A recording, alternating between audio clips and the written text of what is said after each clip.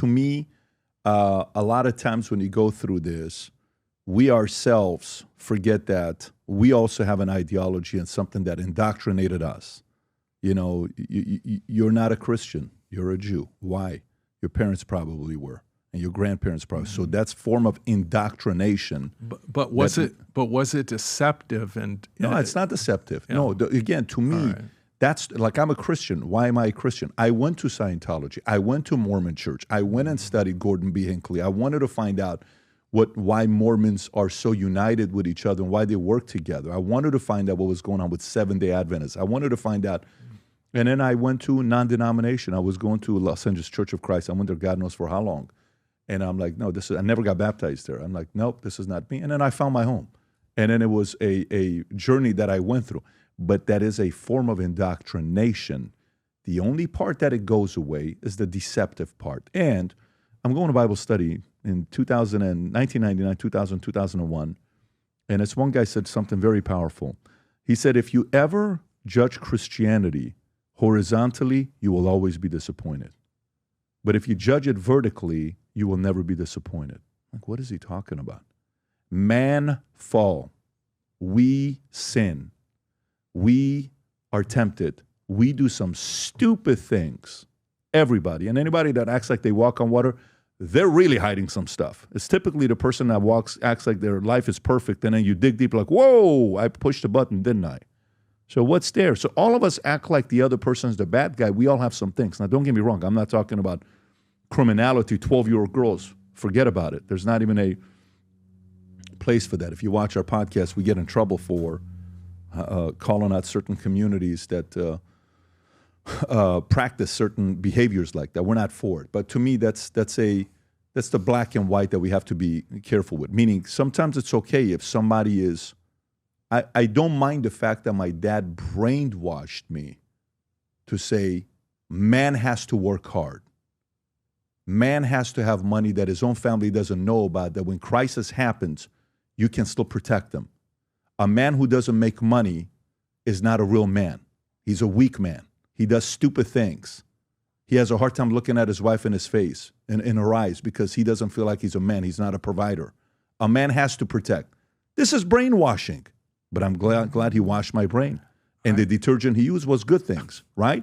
There's an element of the reaffirmation of some of these positive, affirmations that are good for you. There's a difference between indoctrination and what could be called brainwashing or thought reform. There's a great book written about this called Thought Reform and the Psychology of Totalism by Robert J. Lifton, who died not too long ago. Lifton interviewed POWs in North Korean prisoner camps, or that had been interred in North Korean prisoner camps.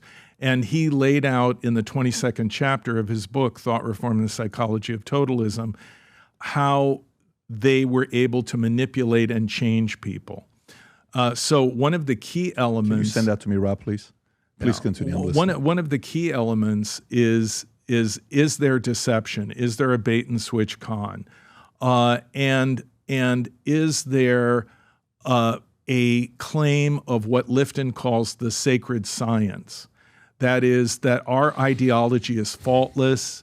We are faultless. We present it. It is perfect. You cannot question anything. When my dad raised me, and he was a hardworking plumbing contractor, and he raised me very similar to what you just described. If you don't provide for your family, if you don't live the right kind of life, you will be sorry. But my dad would often admit mistakes. He would say to me, sure, I trusted that general contractor. He was supposed to pay me. He didn't. Our family is now suffering for it. And I learned I can't do that anymore. And likewise, my rabbi who mentored me in my early career, Rabbi Albert Plotkin, he was a liberal Democrat. And he knew that I was a registered Republican. And he recognized that was different from him, that was okay. He did not he did not take me to task. I love that. And in fact, at one point, the leader of our congregation was a Barry Goldwater best friend, Harry Rosenzweig, who was very prominent in our community. And he was, I think, a leader in the Republican Party of Arizona.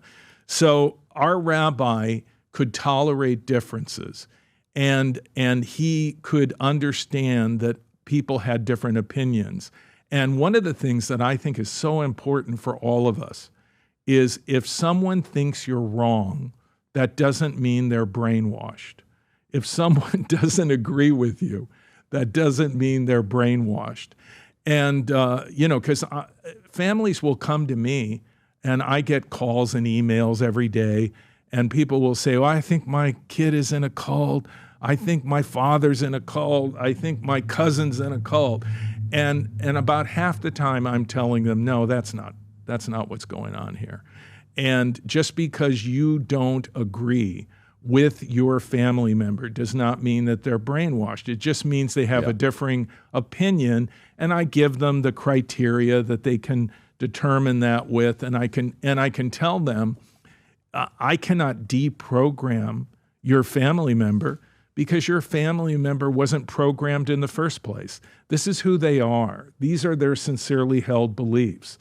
What we're looking at in deprogramming is someone whose beliefs have been radically changed by an authoritarian leader using identifiable techniques of coercive persuasion and thought reform. And in my book, I explain all of that in a chapter titled Cult Brainwashing, in which I incorporate Lifton, Edgar Schein, who taught at MIT and wrote the book Coercive Persuasion. And you look at these techniques and ask yourself, if it quacks like a duck and it walks like a duck, maybe it's a duck. But if it doesn't fit that profile, admit to yourself, okay, my family member has peculiar beliefs that I don't agree with. I think they're nuts. But that doesn't mean they're brainwashed, and that doesn't mean they're in a cult. And let's not use the word cult indiscriminately. I would say there are destructive cults, benign cults. I would say there is such a thing as a cult following that would not fit the profile of a destructive cult. And we need to make those distinctions. I agree. I totally agree. Hi, I'm Rick Allen Ross, cult expert, intervention specialist, author of the book Cults Inside Out. You can find me on Monect. If you enjoyed this video, you want to watch more videos like this, click here. And if you want to watch the entire podcast, click here.